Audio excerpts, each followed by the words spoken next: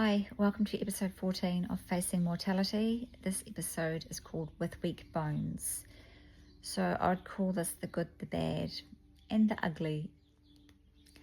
This is around osteoporosis, and I've not really let on to this before, but it has been the basis for some of the decisions I've made around further treatment and even the impacts from the treatment that I had when I underwent chemo and radiation back in 2023. So what happened was I started chemo in March of 2023, and with that treatment, I think around May, a couple of months later, I struggled with my hip, my right hip, and I was trying to walk and found I could hardly lift my leg to even get dressed, things like that. All of a sudden, I had these sharp pains in my hip. And when I caught up with the oncologist, as you do every 2 weeks when I was on my chemo, I can remember the oncologist saying to me, "It's been a month now, we need to get you checked." So I had to go and do a bone scan. Now that bone scan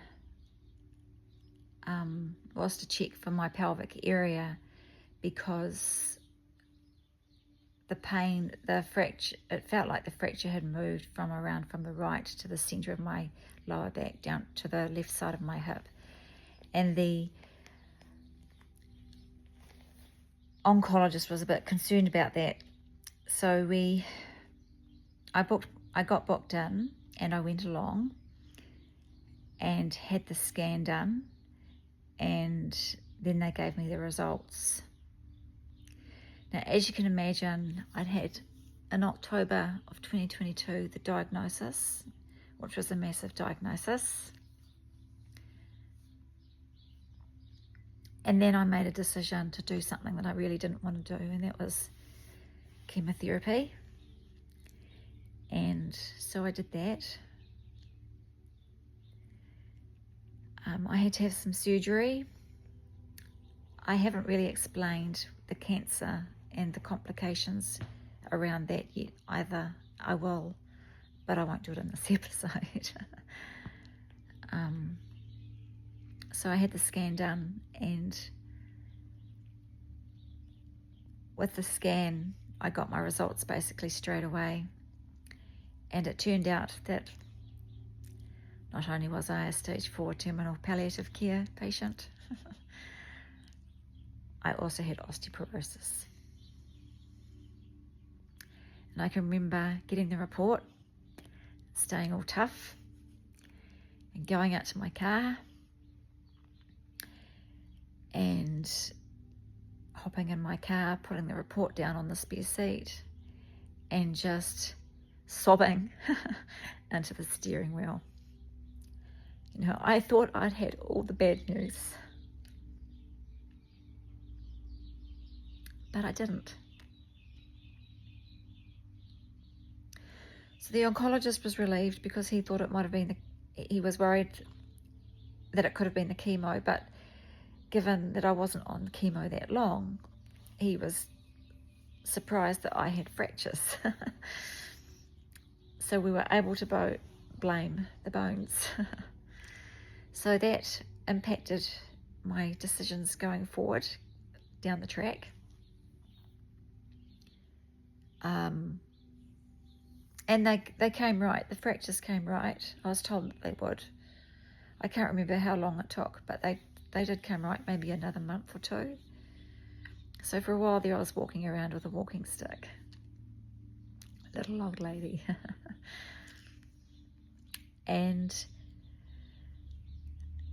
anyway, chemo finished, and then I was told that we could potentially nail the liver cancer in the head. Well, not liver cancer, colorectal cancer actually, which had gone to the liver.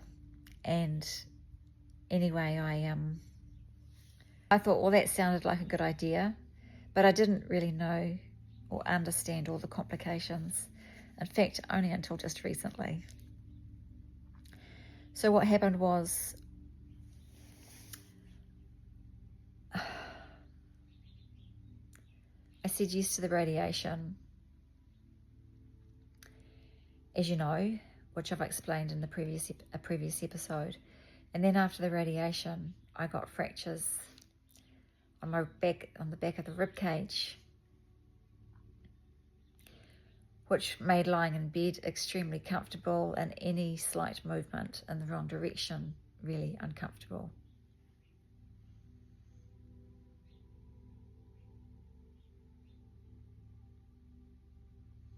And I was told that that was the radiation.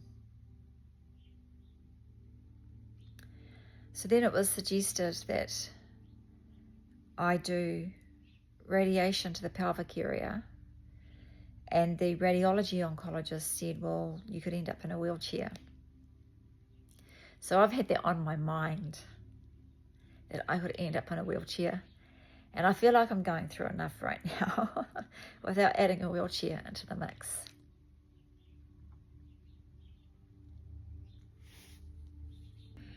And you know, in this game, there are no guarantees. I've just recently had some MRIs done. And it seems like that the radiation to the liver worked. And on the report, it also said, on the report or on the conversation? The conversation we had, I know, there was a good chance that because I'd had such success with the radiation to the liver, that I would hopefully have that same success with radiation to the pelvic region, because the cancer's spreading quite rapidly now since March.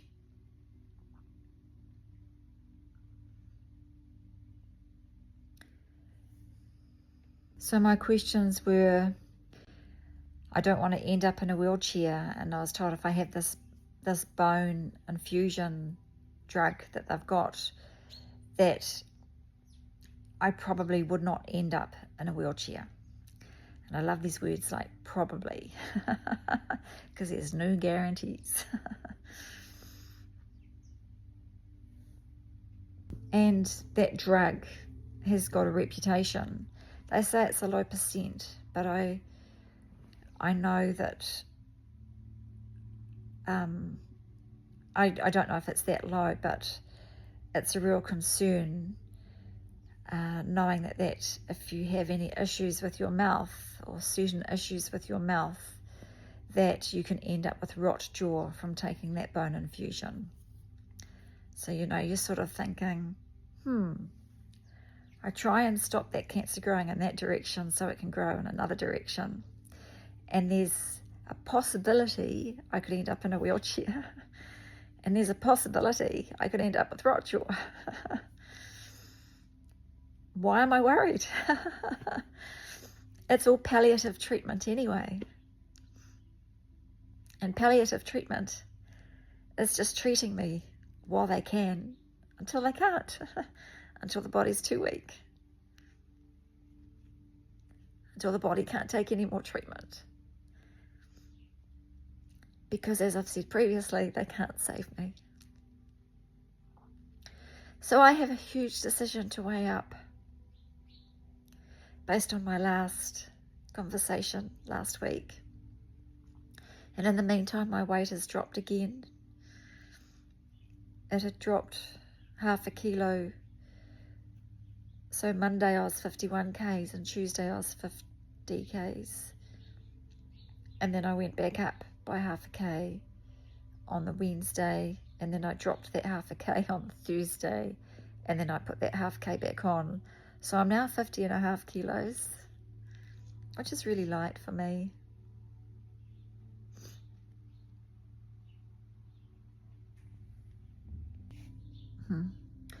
So if I don't have treatment to stop the cancer growing in this direction,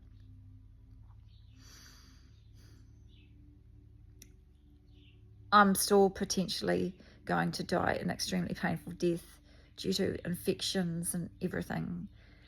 Apparently that's the worst place to get infections down that area. It's already growing. It's pushing its way into other areas down there. I'll leave that to your imagination. And they think they've found another spot of it where it's metastasized further to the left lung.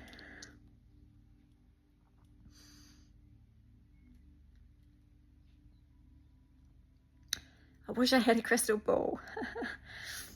I've said previously, what is your truth one day might not be your truth the next.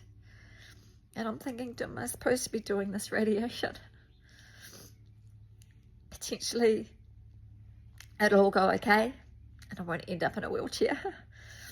And it'll stop the cancer growing in that direction. Hopefully.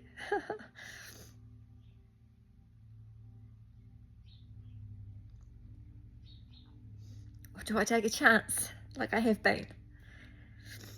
Because I don't want to end up in a wheelchair or with a rotten jaw.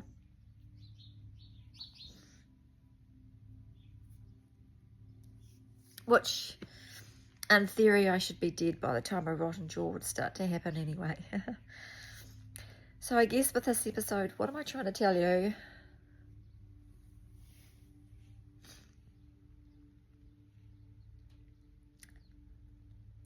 The decisions that you have to make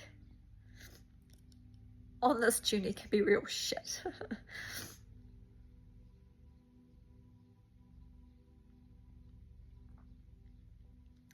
So I have to meditate a lot and pray a lot and look for some guidance because I don't know what to do. I'm not scared of crossing over to the other side. It's just how I get there that has me slightly concerned.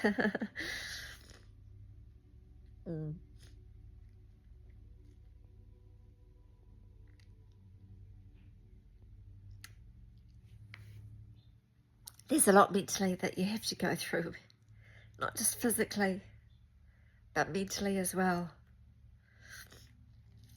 I said I've had lots of visits from hospice lately, or visits and phone calls looking after me. They're really good.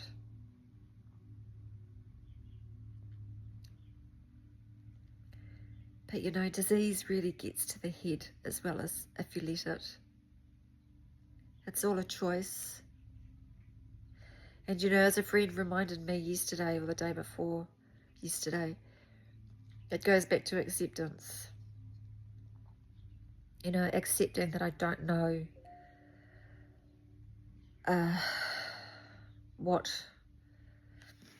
acceptance that I don't know the answer right now as to what's next. And you know, I thought maybe I just need more information. I need some statistics. Whereas I've always thought about acceptance and surrender. Well, you've seen my video on it. But it's also accepting that when we don't even know what to do, don't know where to go, what decisions, when all decisions are crap, what decision to make. But when you accept it, it's not so bad. You know, it's quite calming when you just accept the fact that you don't know what it is you want right now, want to do right now. It's actually okay.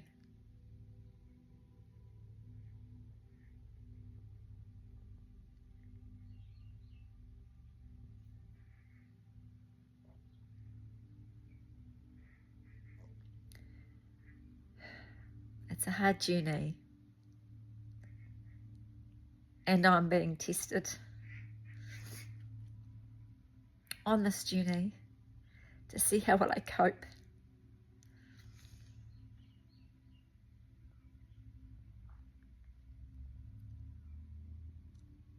And you know what? Maybe it is a journey of acceptance and surrender, acceptance and surrender all the time.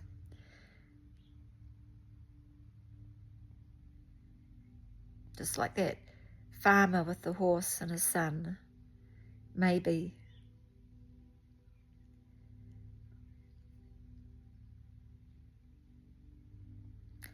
Just do the best I can each day and just accept rather than resist. Just take it all on my stride.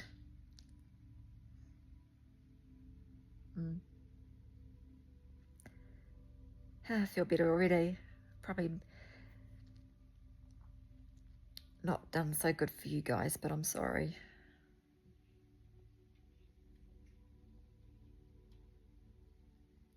So yeah, osteoporosis has complicated things for me.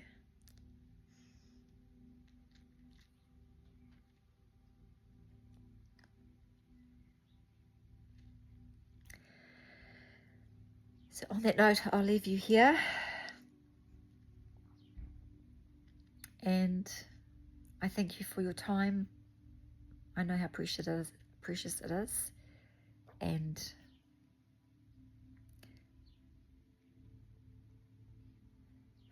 I'll see you on the next update. Thank you.